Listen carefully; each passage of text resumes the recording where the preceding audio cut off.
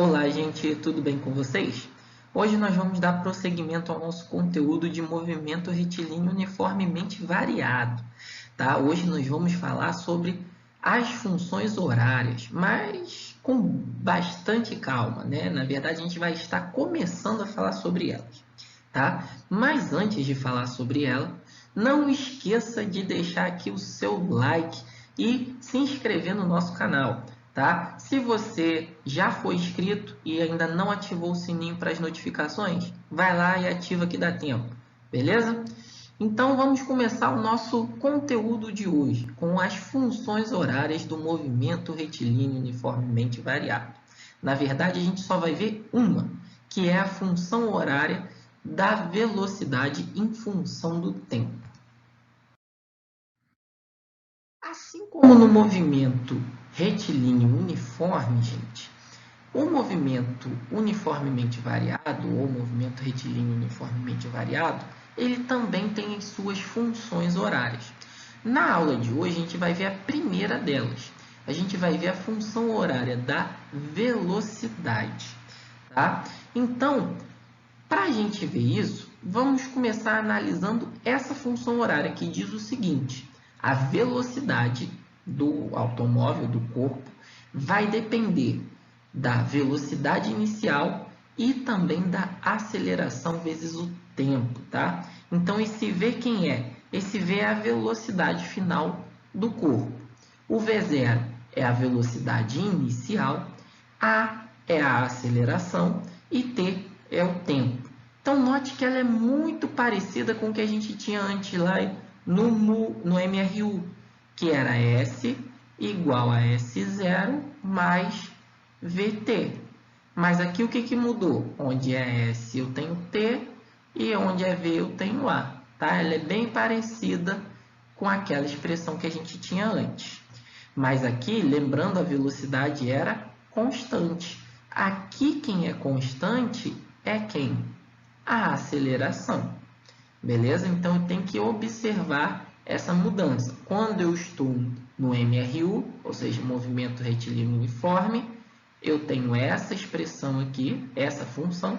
E quando eu estou no MOVE, movimento uniformemente variado, ou movimento retilíneo uniformemente variado, eu tenho essa função horária, que é a função horária da velocidade. Tá? Então, vamos ver alguns casos aqui para a gente poder entender melhor essa função horária. Então, olha aqui, por exemplo, eu tenho esse primeiro caso aqui, V igual a 2 mais 5t.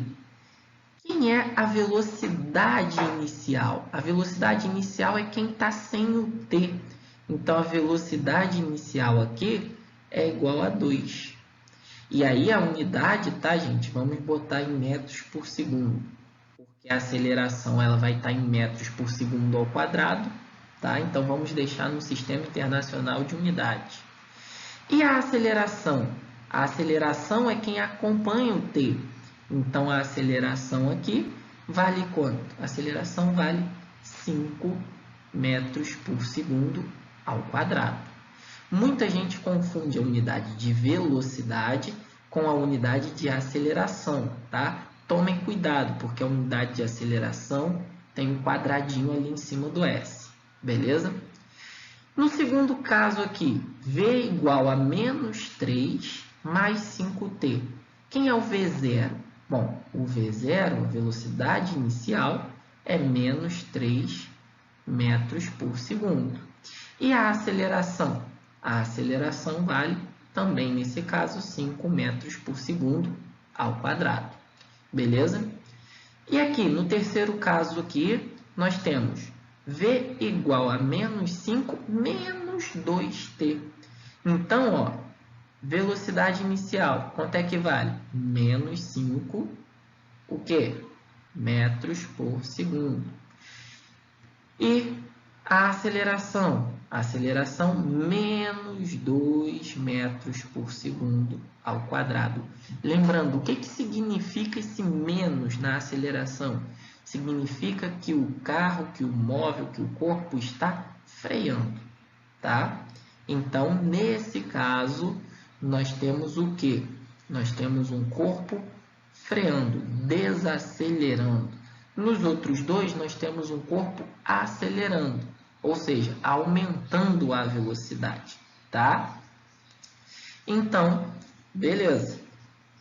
Tivemos um panorama geral. Vamos ver exemplos de como utilizar essa função horária. Então, no primeiro exemplo aqui, diz o seguinte: um automóvel parte do repouso com aceleração constante de 3 metros por segundo ao quadrado. Determine em que instante ele atingiu a velocidade de 30 metros por segundo. Então, olha só, a gente tem a função horária. Qual que é a função horária da velocidade? V igual a V0 mais AT, tá? Mais ou menos, tá? Mais se o corpo estiver acelerando, menos se o corpo estiver freando, tá? Vamos substituir cada coisa no seu devido lugar, ó. Um automóvel parte do repouso, ou seja, V0 igual a 0, tá? Com aceleração constante de 3 metros por segundo. Então, 3 aqui no lugar do A. Determine em que instante. O instante é o tempo. Então, ele quer saber o tempo que ele atingiu a velocidade de 30 metros por segundo. Ou seja, ele já deu a velocidade final. 30. Então, vamos montar essa função. Então, 30 vai ser igual a 0 mais 3t. Esse 0 vai sumir daqui, né? Porque é 0. Então, 30 vai ser igual a 3t. O 3 está multiplicando, tem que passar para o outro lado, dividindo. Então, vai ficar 30 dividido por 3 igual a t. Então, esse t vai ser quanto? Quantos segundos o corpo vai demorar para chegar naquela velocidade? 10 segundos. Beleza? Tranquilo, gente? Difícil? Não, molezinha, né? Então, vamos para o próximo exemplo. Diz o seguinte: num instante t0 igual a 0 segundos, um automóvel a 72 km por hora passa a frear com aceleração escalar constante igual a 4 metros por segundo ao quadrado. Determine a função horária de sua velocidade escalar. Bom, gente, olha só. Ele disse no t0 igual a 0. O que significa isso? No instante inicial, tá? Ele estava com uma velocidade de 72 km por hora. Na nossa última videoaula, eu falei o quê? Que a velocidade aqui, pela aceleração, está no sistema internacional, ela sempre vai ter que estar no sistema internacional. Então, a gente tem que passar esse quilômetros por hora para metros por segundo. Como é que eu converto de quilômetros por hora para metros por segundo? Eu tenho que dividir por 3,6. E dividindo 72 por 3,6, nós vamos achar 20 metros por segundo. Beleza? Então, agora a gente pode montar a função horária. A função horária da velocidade é V igual a V0. Nesse caso aqui, o corpo está freando. Então, é negativo menos AT. Então, V, quem é o V0? No instante t0, a velocidade dele é de 20 metros por segundo. Então, 20 menos, ele diz que a aceleração vai ser constante igual a 4 metros por segundo ao quadrado. Então, menos 4t. Beleza. Montei quem é a nossa função horária da velocidade. Agora, B. O instante em que sua velocidade escalar se anula. O que é isso? Se ele está com velocidade, com aceleração, negativa, significa que ele está freando. O que significa a velocidade se anular? Que ele vai parar totalmente. Então, se ele vai parar, eu nessa função horária que a gente acabou de calcular, no lugar do v final vai ser quanto? Vai ser 0. Então, ele quer saber quanto tempo vai demorar para o corpo parar totalmente. Então, vai ser 0 igual a 20 menos 4t.